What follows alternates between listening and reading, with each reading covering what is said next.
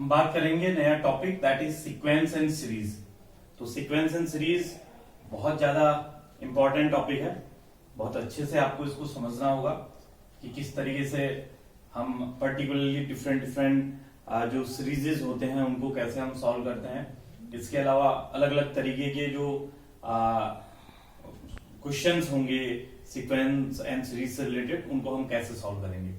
देखिए, sequence word का मतलब यहाँ पे है कि जब आपके पास पर्टिकुलरली कोई एक्सप्रेशन होता है जिसमें मान लीजिए आपके पास कोई एक ऐसा एक्सप्रेशन है कुछ an is equal to sum 4n+2। तो अब इसका मतलब ये है कि जब जब आप इसको नेचुरल नंबर्स देंगे, इस n को नेचुरल नंबर्स की वैल्यू देंगे, यहाँ पे n जो है आपका वो नेचुरल नंबर ही होगा, n बिलोंगिंग टू n ही होगा। तो जैसे आपने n इक्वल टू फर्स्ट दिया 1 दिया तो इट विल बिकम 4 इंटू 1+2, तो ये आपका आ जाएगा 6। आपने n इक्वल टू 2 दे दिया, ये n इक्वल टू 1 हो गया। फिर आपने n इक्वल टू 2 दिया तो it will become 4 into 2+2 that is 8+2 10। तो इस तरीके say that is basically this one is a rule, nothing but. कुछ बुक्स में आपको ये सीक्वेंस ऐसे लिखा हुआ दिखेगा, कुछ बुक्स में आपको ये सीक्वेंस ऐसे लिखा हुआ दिखेगा। वो किसी भी तरीके से हो सकता है, टोटली ये भी लिखा हो सकता है। तो सीक्वेंस आपका एक रूल है, वो ये बताता है कि जब आप उसको नेचुरल नंबर्स देते हैं तो वो नेचुरल नंबर्स जो है वो आपको उसके बाद जो देगा that will be any real number. अगर वो फंक्शन रियल फंक्शन है तो आपको एक रियल नंबर दे देगा कोई, तो उसके अकॉर्डिंग ही आप चीजों को कर सकते हैं। अब सीरीज जो है हमारे पास वो अलग अलग तरीके की होती है। सीरीज या हम उसको प्रोग्रेशन भी बोलते हैं, जिसमें जो सबसे पहले प्रोग्रेशन आएगा दैट इज अरिथमेटिक प्रोग्रेशन।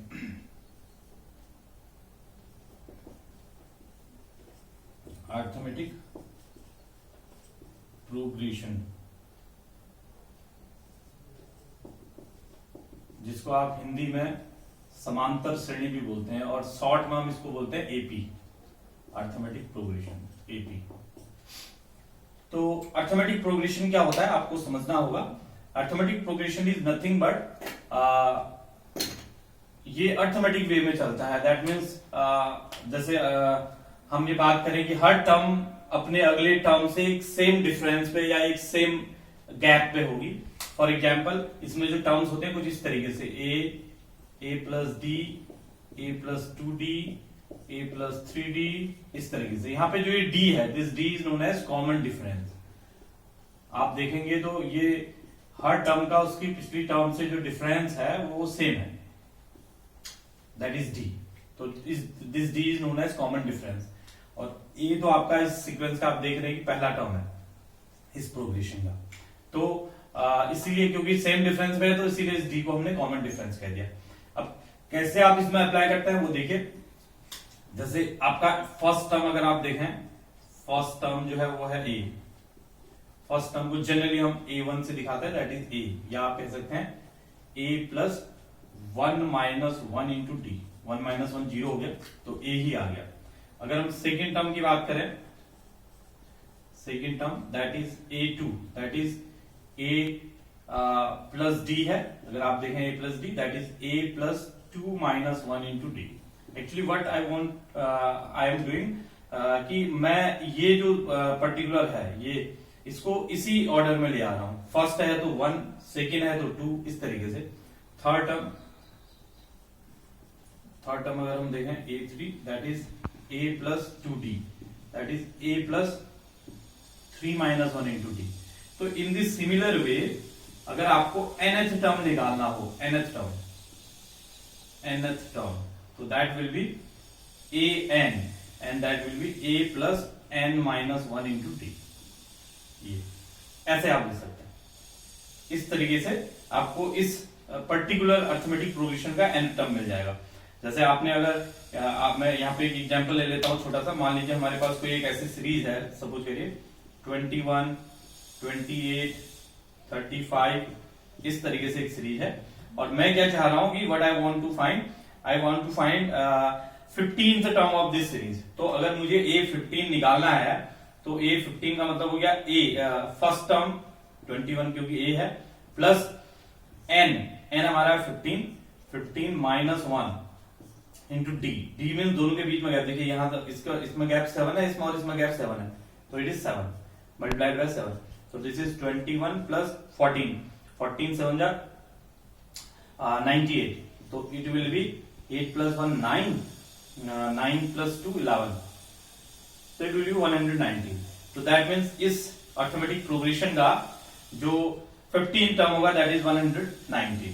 तो बहुत आसान तरीके से, अदरवाइज आपको काउंट करना पड़ता है कि कौन सा टर्म जो है वो 14 टर्म आएगा इस पर्टिकुलर प्रोग्रेशन का. तो उसके लिए हमें थोड़ा सा देखना रहेगा कि वो पर्टिकुलर सीरीज या वो पर्टिकुलर प्रोग्रेशन कैसा प्रोग्रेशन है.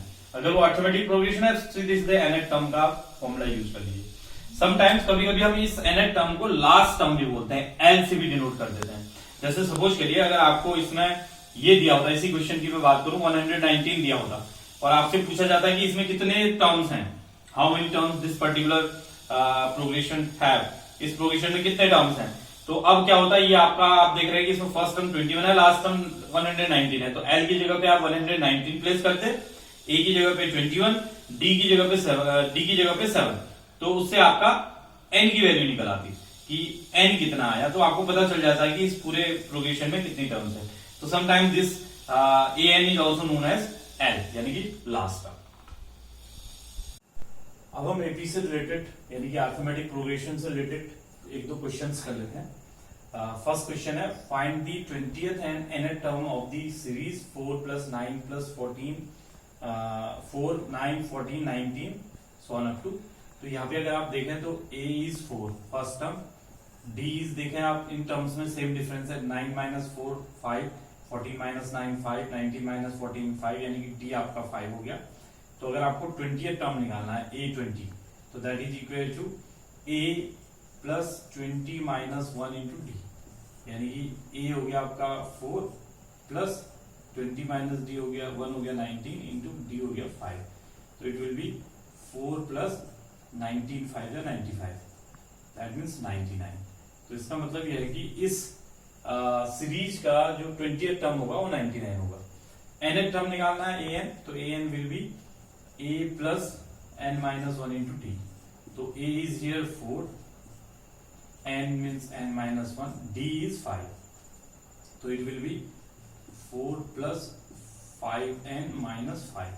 तो अगर आप थोड़ा सिंप्लीफाई करें तो it will B 5n minus 1, 5n minus 1. तो ये nth टर्म आ जाएगा इस सीरीज का. तो कैसे आपको कोई पर्टिकुलर टर्म निकालना है वो इस तरीके से इस फॉर्मूले का यूज करके a plus n minus 1 into D का यूज करके a n equal to nth term, इसका यूज करके आप आसानी से निकाल सकते हैं. सेकंड क्वेश्चन पूछ रहा है which term of the series this one is minus 103 minus 103. तो यहाँ पे अगर आप देखें तो a इज हियर 37. अगर d की बात करें तो 32 minus 37 minus 5, 27 minus 32 minus 5, 22 minus 27 minus 5. तो d is minus 5 and this l is minus 103. Last term is 103. आपको निकालना है कितना टर्म है, कौन सा टर्म है, तो n निकालना है. तो l इक्वल टू होता है a plus n minus 1 into d. तो minus 103 is equal to 37 plus n minus 1 into d हो गया आपका माइनस 5. तो इसको अगर आप इधर ले आएंगे तो हो जाएगा minus 140 is equal to minus 5n plus 5n को आप इधर ले आइए. 5n इक्वल टू ये 140 उधर जाएगा तो ये हो जाएगा 145. तो this implies that n equal to 145 upon 5. तो 5 2 जा 10, 5 9 जा 45. तो 29 आ गया n इक्वल टू. तो that means 29 term will be 100 minus 103.